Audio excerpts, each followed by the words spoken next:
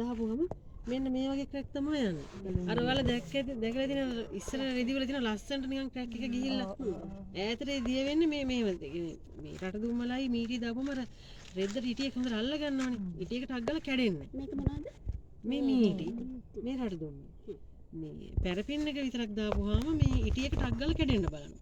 ඒ කැඩෙන්න බලන කියන්නේ අර හයි වෙන්නේ නැහැ එච්චර.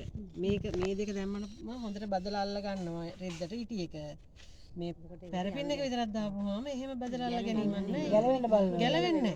ගැලවෙන්නේ නැහැ. දැන් අපි දැන් මේක ඉටි කරාට පස්සේ රෙද්ද හයියයිනේ. අපි මෙහෙම කරලා අල්ලනවා කියන්නකො. ඒකට අග්ගලා පුපුරනවා ඉටියක.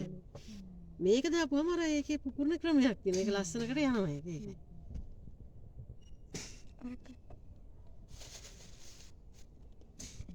ඉස්සර මේ මීටි කියන එකත් මේ වගේම තමයි ආවේ තට්ටුවක් ආවේ. මේ වදින වලින් ගන්නවා කියලා නේද කියන්නේ. ඒකද? බීරැක්ස් කියලා කියන්නේ ඔකටද? මේක තමයි. කියන්නේ මේ වද වලින් ගන්න මේ මිරිකලා අරගන්න එකේ ඒකට ඉස්සර ආවේ මේවත් මේ මීටිත් තමයි මේ වගේ තට්ටු ආවේ. දැන් නම් මේ විදිහට තමයි එන්නේ. හරි නේද? එතකොට මේක අඩිය දැන් ඉතුරුලා තියෙනවා ටිකක්. මේකේ මේ මීටි කියන එකයි රට දුම්මල කියන එකයි දෙකම තියෙනවා. දැන් මං ආයෙත් මෙතන ඉටි දැම්මා කියලා ඉවල මේ දෙක දැම්මොත් අපිටත් අර රෙදි වලට අර ටිකම තමයි වෙන්නේ ඉටි යවා ගන්න බැරි වෙනවා. ඒ හින්දා මේ මොනවක්වත් දාන්න මං පැරපින් එක විතරක් දාලා ඉටි එක තියෙනවා ඈ.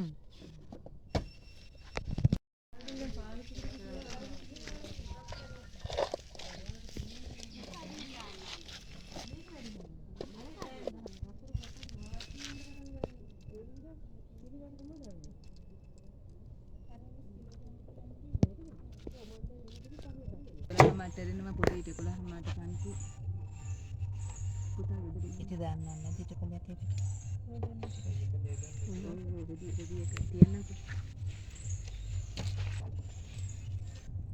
සර් දන්න දේවල් බලන්නකෝ සර් ඉතින් සර් ආවා. අපි බලනවා අපේ ඉටි එක අපිට රෙද්දට කියන්නේ ඊට පස්සේ අන්දි අපේ ඉටි එක මේ ඉටි පදමක් තියෙන්න එපා. ඕනකට වැඩි ඉටි රත් වෙලත් බෑ. අඩු වෙලත් බෑ. ඒකින්ද අපි තෙල් පැල්ලම් පරීක්ෂාව කියලා කරනවා. ඒක කරන්නේ ඉටි පුණීලට ඉටි ටික අරගෙන මෙහෙම ඩොට් එකක් තියලා බලනවා. දැන් මේ ඉටි එක දැන් විහිදිලා ගියන්නේ ගොඩක් දුරට. ඒ කියන්නේ මේක ඉටි උණු වෙලා වැඩි. හරිද? ඊට පස්සේ චුට්ටක් කියලා අපි අතේ තියලා බලනවා දැන් ලොකුවට පැතිරීමක් නැහැනේ. එතකොට සාමාන්‍ය අපේ ඉටි පදම කියන්නේ අපි ඉටි ඩොට් එකක් මේ රෙද්ද උඩින් තිබ්බහම කඩල ඇටයක තරම් ප්‍රමාණයක් මේ රෙද්ද යටට යන්න ඕනේ.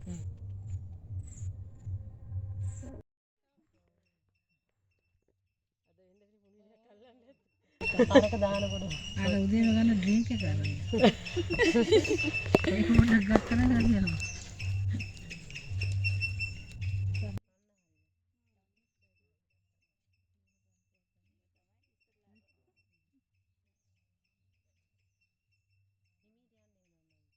අනිත් අයත් පටන් ගන්නද? වැඩි ඉවර කට්ටිය දැන් මේ තුන් දෙනෙකුට එකවර ඉටි කරලා ඉවර කරන්න පුළුවන් නේ.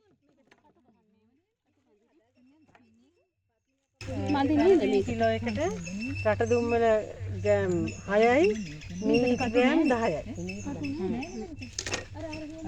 අනිත් එක තමයි ඔයාලගේ ඩිසයින් එක කොයි වෙලාවකත් මේ ලී ෆ්‍රේම් එකට අහු වෙන්න ගහන්න එපා. එහෙම ලී ෆ්‍රේම් එකට දැන් මේකට අහු වෙනවා කියන්නකෝ. දැන් මේක දැන් තව මෙහාට කරන්න ඉඩ නැහැනේ. එහෙම අහු වෙනවනම් මේ අහු වෙන්නේ නැතෙන් කල ඉටි කරලා ඊට පස්සේ ආයෙ රෙද්ද ගල්ලා මෙහෙට ගහලා තමයි ආයෙ ඉටි කරන්න ඕනේ.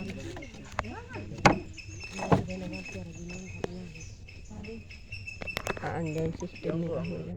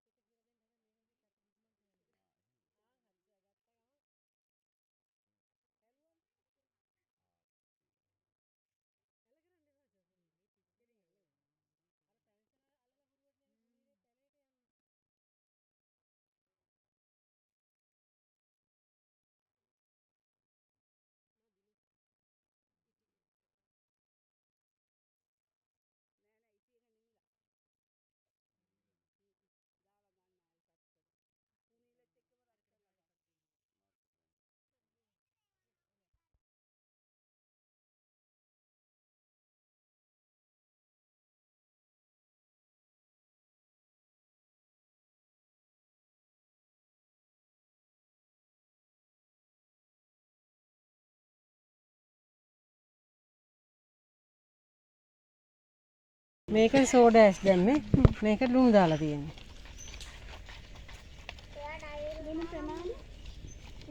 සාමාන්‍යයෙන් වතුර ලීටරයකට දාන්නේ මේ සැඳි 4යි.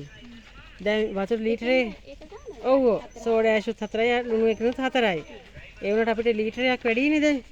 ඒ හින්දා මම හිතේ මිම්මට ගත්තේ දැන් ඈ.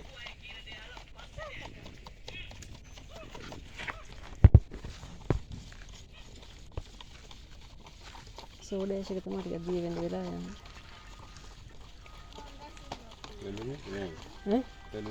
ඔව්.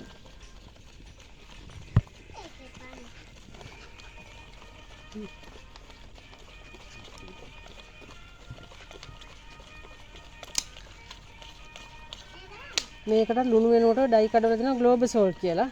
ඒක ගත්තට ගැටලුවක් නැහැ. ඔය දැන් මේවයි අපි ගෙදර කන ලුණු ලයිඩින් මිශ්‍රයිනේ.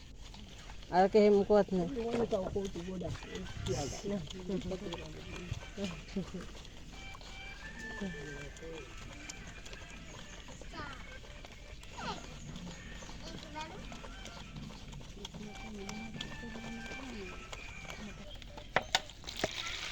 ඩයි අපි සාමාන්‍යයෙන් දාන්නේ රියැක්ටිව් ඩයි කියන්නේ හොදනකොට ටිකක් පාට යන ඩයි එකක්. හරිද? එතකොට අපි තේ හැඳි දෙකක් ඉන්නම් අපිට වැඩේ කරගන්න ඇති අපි තේ හැඳි 4ක් විතර පාවිච්චි කරන්න ඕනේ. ඒ කියන්නේ එතකොට දැන් ඩයි අඩුවෙන් දාලා පාට ගිහම පේඩ් වෙනවනේ. ඩයි වැඩිපුර දාලා පාට ගිහම මේකේ සාමාන්‍යයෙන් අපිට අවසාන පාටක් රැඳෙනවා. ඒ හින්දා මේ හැම වෙලාවෙම රියැක්ටිව් ඩයි පාවිච්චි කරනකොට ඩයි තේ හැඳි දෙකක් කියන තැනට හැම වෙලාවෙම තද පාටකින් පාවිච්චි කරන්න. වතුර ටිකක් දාලා දිය කරන්න. ඒ කියන්නේ හැම එකක්ම ඕනට දියාරුවට හදාගන්න එපා.